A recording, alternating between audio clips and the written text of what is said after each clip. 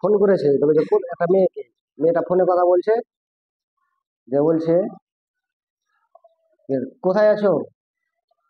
ওই যে আমি একটা কালুয়া ছেলে আছে না, কালুয়া ছেলের পাশে দাঁড়িয়ে আছে। ছেলেটা ছেলেটা এসে চলেছে, এই দিদি, আমাকে কালুয়া বলবেন না, আমার নাম কালিও না, আমার নাম হলো স্বপন, স্বপন দাস, স্বপন ঘোষ। তো বলছে যে, স্বপন ঘোষ? হ্যাঁ স্বপন ঘোষ। তো বলছে, না আমি স্বপন ঘোষের পাশে দাঁড়িয়ে আছি। ফের ছেলেটা জিজ্ঞেস করছে ফোনে, স্বপন ঘোষটাকে? ওই কালো ছেলেটাই। এদিকে তো চলে আসি 5-2। এ ভ্যারিজেস 1/c। এ সি এর সঙ্গে কি সম্পর্ক আছে? এ ভ্যারিজেস 1/c। এ সি এর সঙ্গে কি সম্পর্ক আছে? ব্যস্ত। আবার বই বলেছে সি ভ্যারিজেস 1/b। বি কি সম্পর্ক আছে? ব্যস্ত।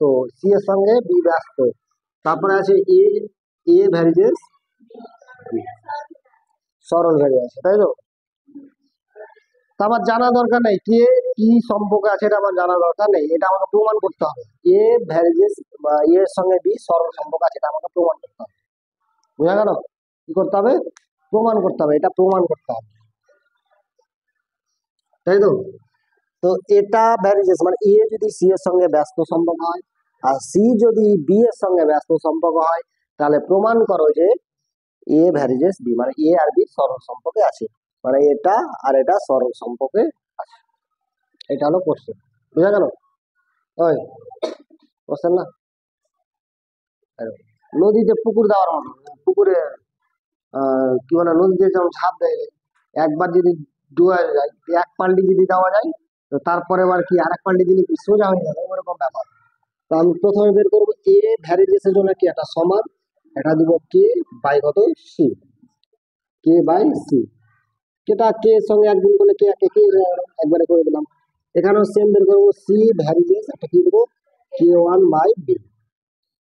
ধ্রুবক একটা কে ধরবো, তো একটা অন্য কিছু ধরি, K1 ধরবো। তারপরে যদি আরেকটা থাকতো তাহলে K2 ধরতাম।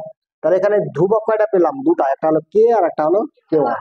তাহলে এখানে আমাকে দেখিয়ে দিতে হবে যে কে ও K1 অশূন্য ভেদ ধ্রুবক, অশূন্য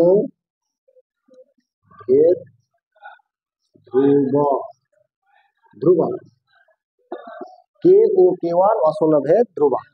আচ্ছা, এ সমান কি পেয়েছি আমি? কে বাই সি পেয়েছি। তো সি এর মান আমার পেয়েছি K1/B, পেয়েছি না ভাই? তাহলে বসে দেবো K1/B। বি কোথায় চলে গেল, হ্যাঁ? এবার এ সমান আর ধ্রুবক মিলে কি হয়? সমান আর ধ্রুবক, বোঝা গেল? তারপরে বি ছিল বি, বসা গেল, প্রমাণিত হলো না? এবারে যে বি প্রমাণ চলে এলো। এত সোজা ছিল, এত সোজা।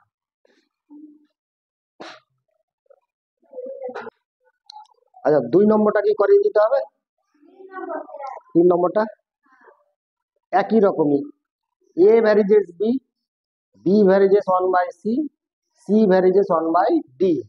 বলেছে এ আর ডি এর মধ্যে ভেদ সম্পর্ক কি? হ্যাঁ, সি ভ্যারিজেস ডি হয়, তবে এ ও ডি এর মধ্যে সম্পর্ক নির্ণয় করতে বলেছে। তাহলে আমি প্রথমে ধরে নেব এ ভ্যারিজেস বি আছে, মানে এ সমান হচ্ছে কে বি। তারপরে বি সমান আছে বি ভ্যারিজেস 1/c আছে, তো বি সমান হলো K1/c, K1 ধরবো। আর সি সমান বসিয়ে দেবো, সি সি সমান হচ্ছে K2/K2D। বুঝতে পারবো না? হ্যাঁ, যেরকম ভাবে বসালাম কি ছিল, এ ভ্যারিজেস কত ছিল, বি। তাহলে আমি এটা বসাতে পারি না যে এ সমান হচ্ছে কে বি, বসাতে পারি তো? তারপরে কি আছে, বি ভ্যারিজেস 1/c, তাহলে বি সমান হচ্ছে K1/c। তারপরে সি ভ্যারিজেস ডি, ডি তো সি সমান হচ্ছে কে ডি, তাহলে K2D। এটা কে ধরলাম, এটা 1 ধরলাম, এটা 2 ধরলাম। এখানে লিখে দেবো কে কে কমা K1 ও K2 অশূন্য ভেদ ধ্রুবক সেম ভাবে লিখে দেবো, তাই তাই তো আমার বসাবো এ সমান কে ইন্টু বি এর মান কত K1/C, K1/C, সি নিচে চলে এলো। পরের লাইন এ সমান K1/C, সি এর মান কত আছে আমার K2D নাকি, তারপর এ সমান K1/K2 1/D, ডি কেন উপরে যাবে, ডি তো নিচে আছে,